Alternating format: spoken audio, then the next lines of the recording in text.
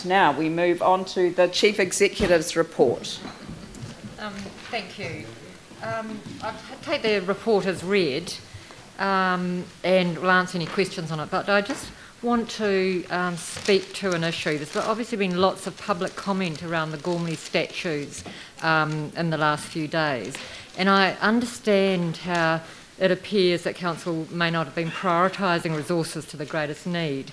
But I just want to clarify a process. I don't want to talk or debate the merits of the art pieces or whether it's right or wrong decision, but just do want to talk to the process and what option you might want to consider. So firstly, Council has for a long time allocated a public arts fund of around $280,000 per annum in the long-term plan. And that accumulates as a capital fund for large public art pieces. And recommendations are made to Council through the PAG, which is the Public Arts Advisory Group, that consists of councillor representation, community representation, urban design and art experts.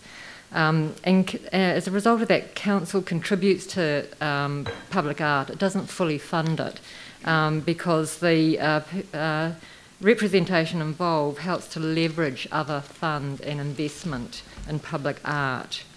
In terms of the Gormley statue, the process really was that there was an approach initially by the artist to contribute something back to the regeneration and recovery of the city.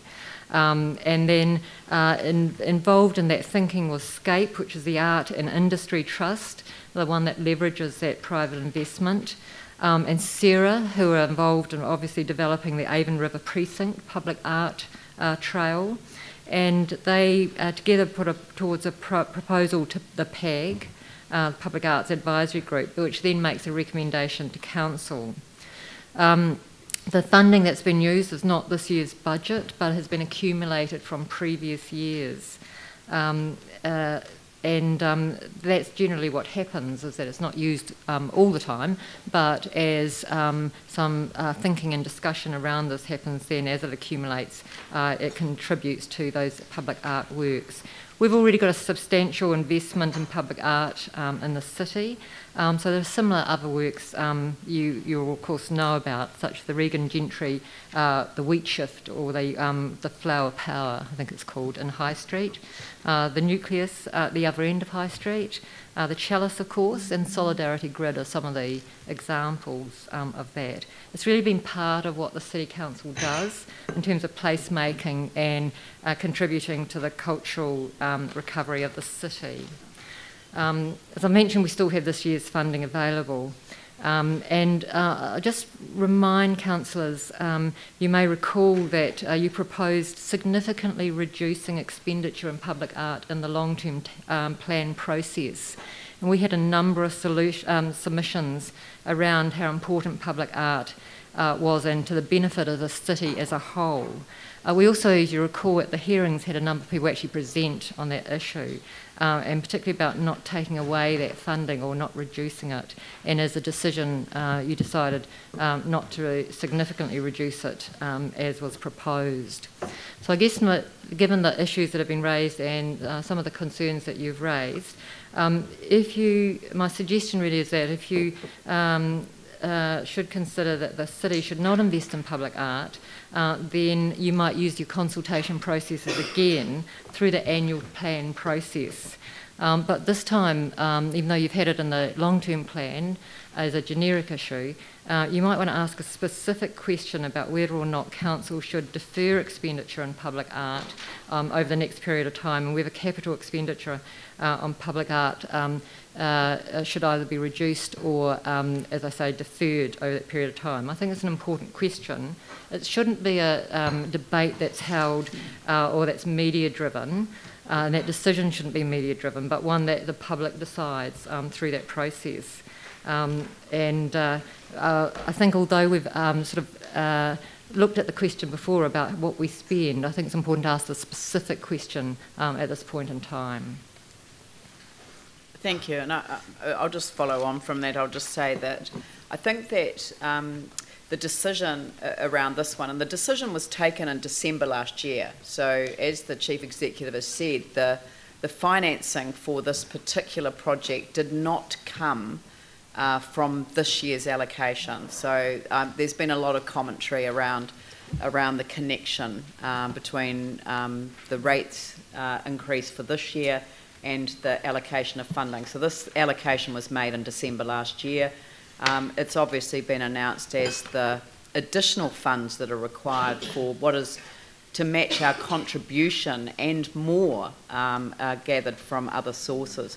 So I think that the Chief Executive's framed what we should do in response quite well, because I guess that what's happened is that when you deal with a long-term plan, you have a whole range of issues, and people focus on the issues that matter to them, you know, whether it's the, you know, under-resourcing of the East and whether that needs to be addressed, whether it's the level of rates increase, whether there was been a tremendous focus on asset sales, but no focus on the individual elements of what make up a long-term plan.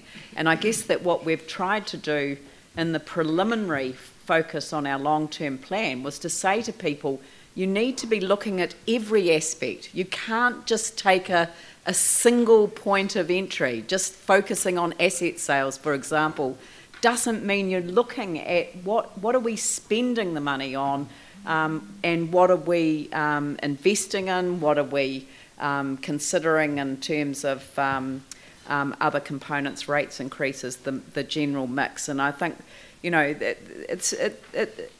a lot of what came through was a bit of a wake-up call in terms of how people can be directed towards focusing on one element, and the asset sales was obviously a significant element that didn't really then achieve what we were trying to achieve, which was to get people to look more broadly at the different components of expenditure, rates, assets and return on assets, and actually release of capital, which doesn't necessarily mean asset sales. So, you know, I think to actually ask the specific question when we go out to consult on our annual plan, which is, should we, because of the earthquakes and the recovery process, defer our expenditure in public art?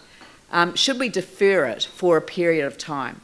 And what that would do is that will create a genuine debate, because there will be people who will say, no, you'd be crazy to do that, because when you're rebuilding the city, you'd really want to have a focus on art. And there will be others who will say, no, it's more important to get the roads fixed, it's more important to do this, and we would want you to contribute that amount of money to that so that we can see that the money's going on that. And that, to me, would focus the debate on a real issue, and that would be the appropriate place to have it. So I just think it's a great idea from the Chief Executive to put the issue on the table. So if I could, David and then Glenn.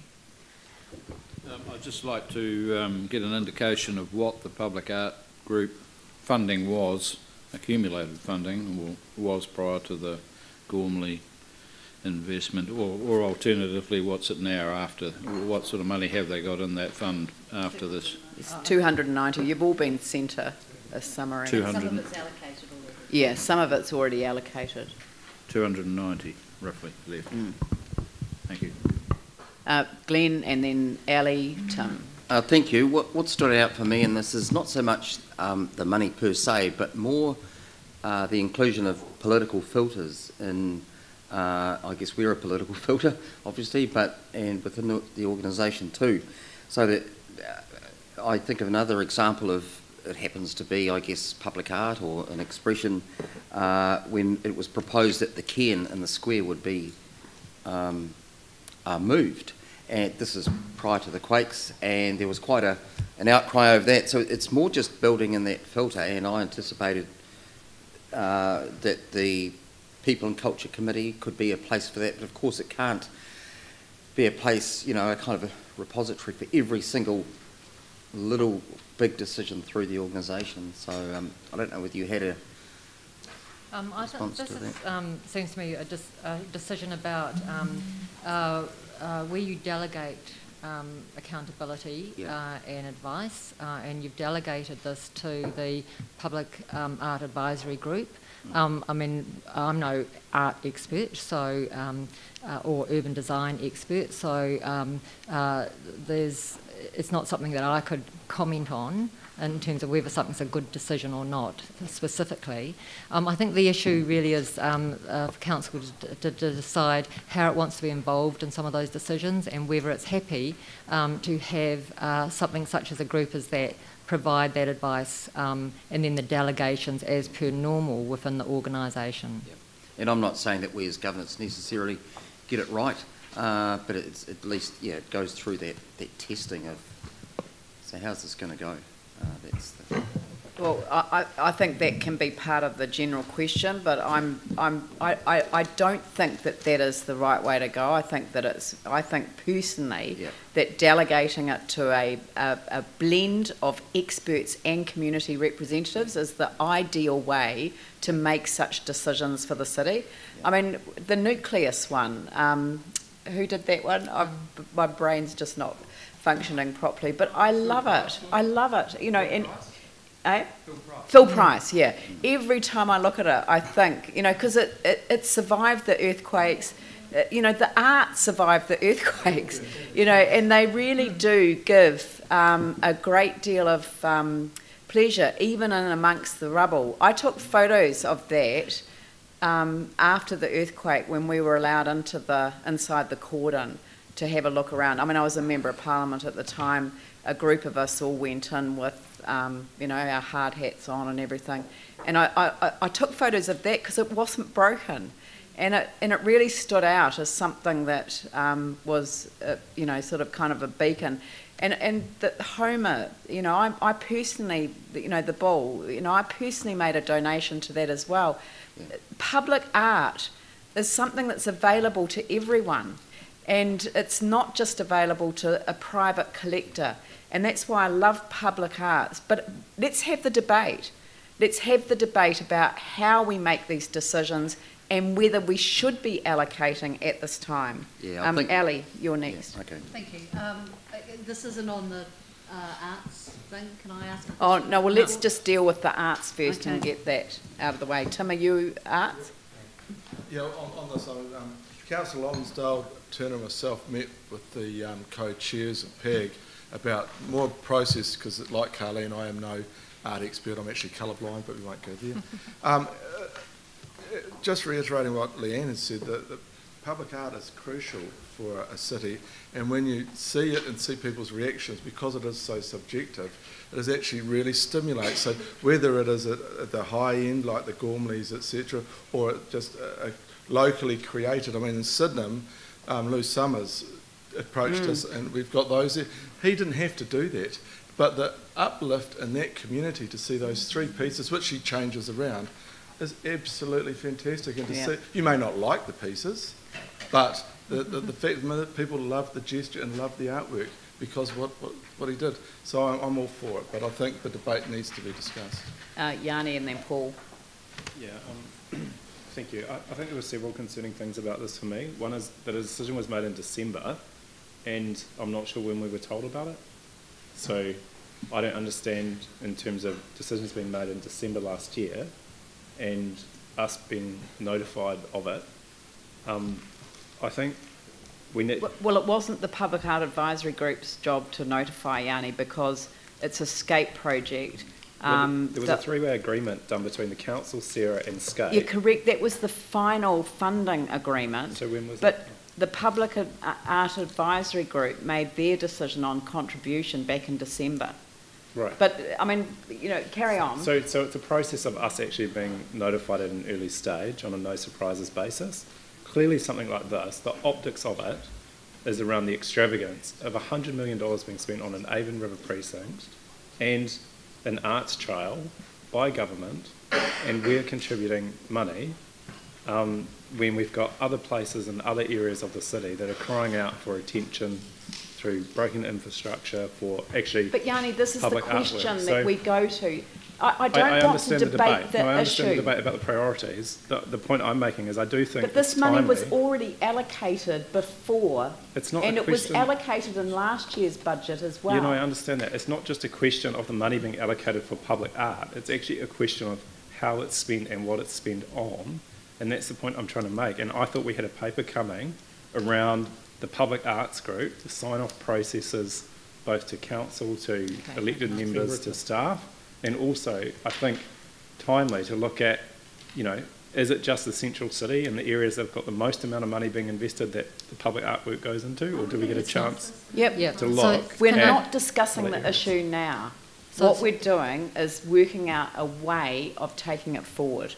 A number of things in there. I guess the process has been that the PAG does have the authority to make recommendations to council, and then that goes through council delegation process. So it's all within council delegation processes. And I'll just remind you that the PAG, the way that it works actually means that we only make a contribution to public art. So for every dollar we invest, they can find another $3.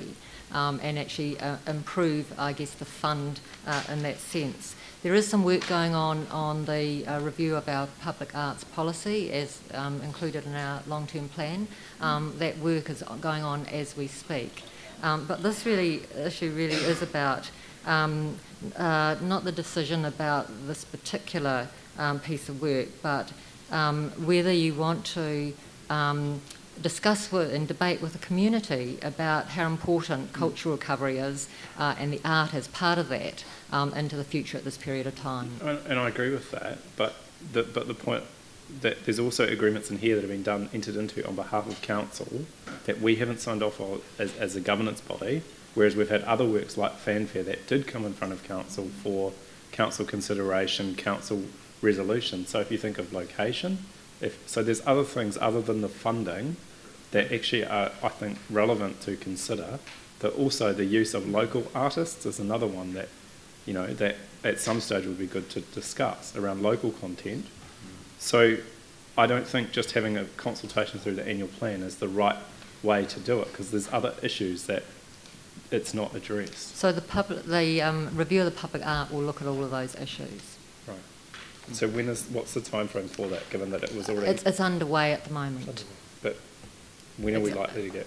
Well, it'll be ready for the annual plan. Paul, and then Phil. Yeah, well, I'm on the PAG.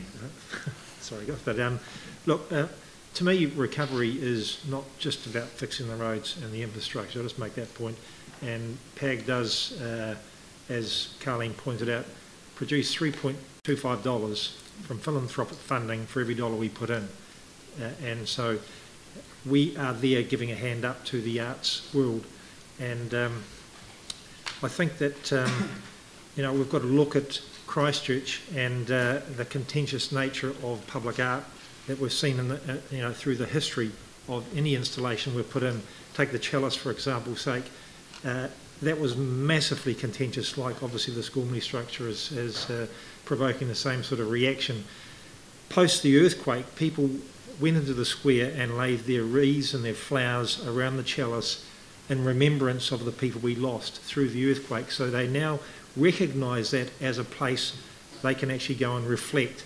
And I think that's really, really important that we keep that in mind. Whilst it's actually contentious at the moment for some, I think in the future we may look back on it in a very different way. So just want to make those points. Phil? Thanks, Kate. I just wanted to clarify, would that working group also look at the location of some of the artworks? For example, there's been a lot of concern about this particular artwork as an object being placed in the centre of a river or waterway. So can location of our works of art also be considered by that group? So it's a review of the policy, we could incorporate that as a policy issue in terms of how that's addressed for each individual piece of work. Thank you. Andrew? Yeah, I've been involved in the earlier conversations in the review of the policy, and it's probably right for me to say I'm quite comfortable with where that's at. There has been some good involvement from staff that got it to a certain point. We then had the meeting with members of the PAG, and that was a very interesting conversation as well, allowed us to take a balanced view, it's fair to say. And I'm very comfortable with where that's at the moment, and I think it'll bring some good outcomes that will address, for example, some of the points that Councillor Johansson has just made. I also think the idea of having a wider conversation about this as part of the annual plan process is a good one.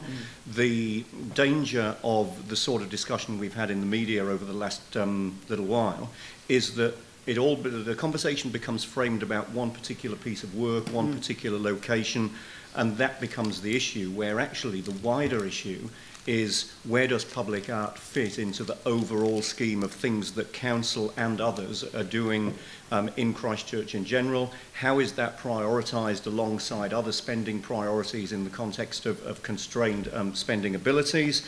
And it would be helpful, I think, to have a wider discussion about all of those things rather than it focusing on just one example of public art. But I think one of the things that's come out for me as part of this whole wider conversation so far is, yes, the need to be constrained in spending, yes, the need for public perceptions to be addressed, but also the value that certain individuals and certain groups bring in terms of leverage to get outcomes that we perhaps otherwise wouldn't get. So it's quite a wide conversation, and a lot of that will be addressed in the work that Carlene's talked about in terms of developing this new policy. That's great. Now, Ali, you wanted to raise something else? Yeah, I love the Women's sculptures, by the way, I think it's fabulous. Snap, Send, Solve, I just don't see that listed under the community engagement thingy, Carlene, page 87, I'm guessing. Yes, so probably just an oversight. Oh, that's cool. Yeah, no. So still continues to be quite a lot of work around that. So just under 50,000 calls to the call centre, of which I think in the first month we had about 600 around Snap, Send, Solve that comes through. Most of those have gone through quite seamlessly. A couple haven't, and you've raised particular issues around that. So we're looking at that end-to-end process. And I just want to acknowledge working with Anne Columbus on that. She and I had a conversation. Oh, there you are. And, you know, perfect example of what's the problem, how do we fix it, this is how we do it. And I think we're going to get there, which is great. So thank you. Good. And it's helpful to have specific examples rather than generalised issues. Sure. Thank you.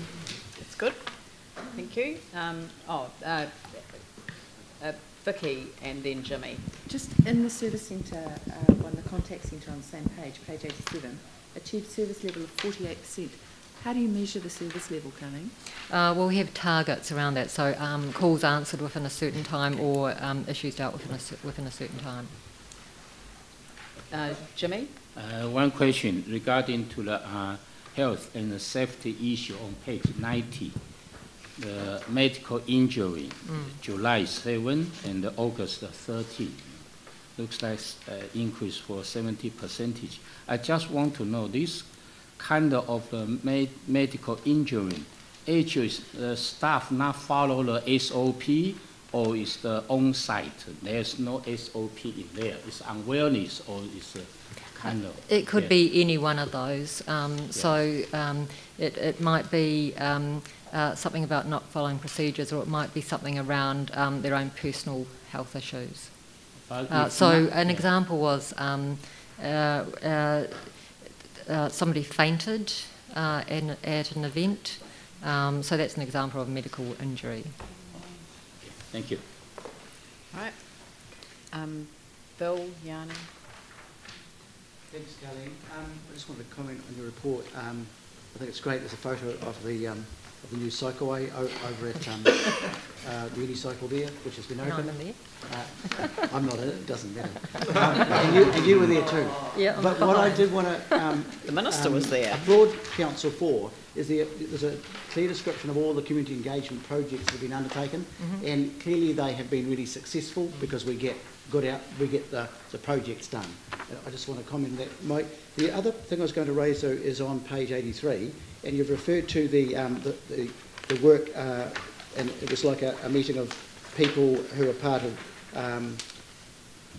SeniorNet, and it's just really whether that, and that clearly, I'm just thinking that with the ageing population in Christchurch, is there a way that that in fact council might even support SeniorNet or organisations like them even more?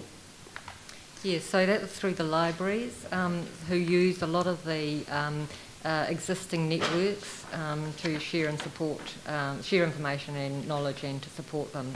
Certainly I think in terms of all our engagement, we try to use whatever networks are already there and to build on those rather than try and set up new networks. Can I just also comment on the community engagement, because there has been a lot of work underway, and particularly most recently, of course, on the coastal hazards, and there's been significant work in terms of our engagement team, our communications and our planners who have fronted up to large number of drop-in sessions and presentations, largely in their own time, to actually try and share that information and improve the understanding of the issues. Thank you. Right, Yanni? Just wanted to ask 3 questions. One was just under the Sarah transition. I note that we haven't had briefings from Sarah or CCDU for several months now. We used to, and I'm aware that they've got some new personnel. So, is there any plans for us to actually have more meetings with them, or start those meetings again? So those meetings about transition, or just a general updating around? Just in regards to CCDU and Sarah. So around the things that they're doing, like the stadium, or obviously Dave Klopp. If councillors want updates on those particular things, we can certainly arrange those. I know that we've been more focused on some of our internal issues and things such as other transitional issues that council directly has been involved in. If there are particular things that you'd like to have updates on, we can arrange that. Yeah, I think it would be nice, particularly when Sarah have new staff coming in, us actually having a chance to introduce ourselves, meet them. I'd hope as they're winding down, there won't be too many new staff. No, I agree. But the other thing I just wanted to check on was on the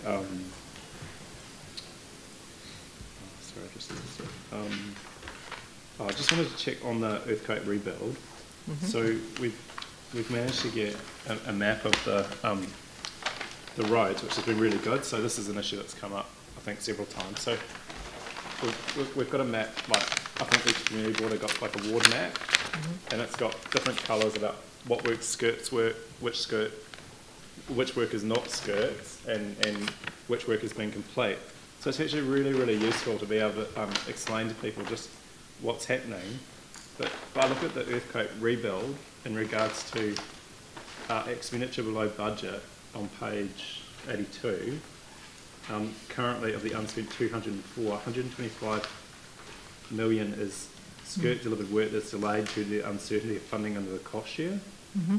And I just wanted to kind of get a sense of, with these colour coordinated, which work of that's been delayed, is it the ones in the red that we're doing? Is it the work that's in the blue that we've said is work that's going to be done by skirt? And what's the impact on our community?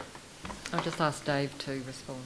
Well, I'm sorry, I don't know what the map you've got there around here, so I'm not quite sure. I haven't got a copy. But what we're doing at the moment is we are working with the government to try and identify what is the work that needs to be done under the cost share and how is that going to be funded totally, so that we can release all the work we're hoping to skirt to get that completed within that 2016 or December 2016, and where do we go from here? So we're hoping that will then enable us to finalise the program, and then we would be able to answer that question over the next probably couple of months. When I do say that, one of the things to be very careful about that map, because some of it might be total restructure or rebuilding of that road, and others might be just patching potholes, and they may be both seen as red on that line. So just because they're red, if it's a map that I'm thinking it may be, it doesn't necessarily mean the same thing in every street, if that makes sense. Some of it may just purely be fixing the major faults, others may be the reconstruction of the whole road, so it does take a little bit of interpreting. Is it possible to get a communications plan, particularly to those areas that are most affected by it, where council will be doing the work, over what the timing and the sequencing is? That's a part of the capital program review that we're planning to do, is to have a whole comms around, so when people can expect things to be done. That's what we want to get to, but at the moment we don't have the detailed analysis of the forward plan arising out of the horizontal infrastructure review, which confirmed how much was actually included in the SCIRT program and how much isn't. So there's still quite a bit of work to do within SCIRT. So I think staff are working as hard as they can to get something meaningful together, because letting people know what's going to happen when will be part of the reassurance that people are looking for. But what's your next question? Last question? That's okay. It's okay? Forgotten it. You can follow up. All right. So would someone like to move that the report be received? Paul, seconded Jamie. I'll put the motion. All those in favour say aye. Those opposed say no. That's carried. On to the